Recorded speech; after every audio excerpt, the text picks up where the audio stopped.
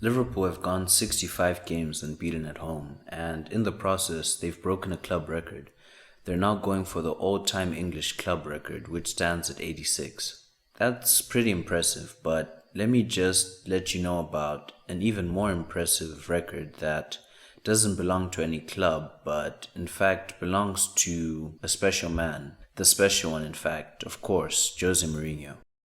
Between 2002 and 2011, Jose Mourinho went unbeaten across four different teams in four different leagues at an incredible 150 matches. Just to put this into context, to match Chelsea's record, Liverpool would need to go unbeaten for the rest of this season and half of next season. But to match Mourinho's record, Liverpool would need to go unbeaten for the next 5 years straight. Now, I bring this up not to diminish Liverpool's record, but to highlight the fact that Jose Mourinho is absolutely one of the greatest managers of all time, and to bring up the fact that once he gets into his rhythm, he is very dangerous and he's a force to be reckoned with.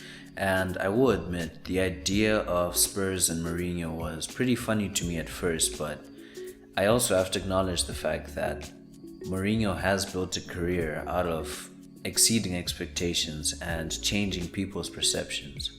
Just to list a couple of examples, Jose Mourinho was the last manager to win the Champions League with the real underdog when Porto won in 2004. He gave Chelsea their first league title in 50 years, if I'm not wrong, and broke the points record in the process.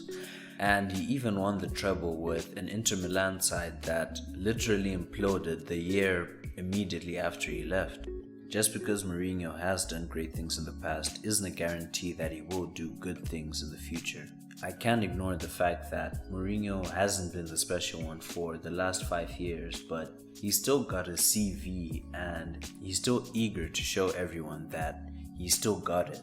I don't think Spurs are going to win the league this year, but the idea of it happening isn't as ridiculous as it was when Pochettino came very close, and definitely not as ridiculous as it sounded when Spurs let go of Pochettino and got Mourinho after an unsuccessful spell, to be quite honest, at Manchester United.